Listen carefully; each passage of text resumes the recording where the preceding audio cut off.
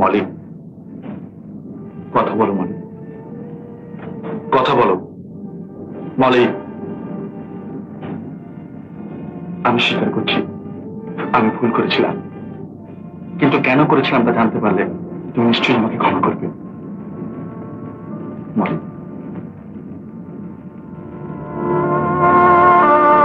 আমার সমস্ত জীবনকে আমি তোমাকে ছাড়িয়ে দেব, তুমি আমাকে সাহায্য করো, আমাকে সুযোগ দাও।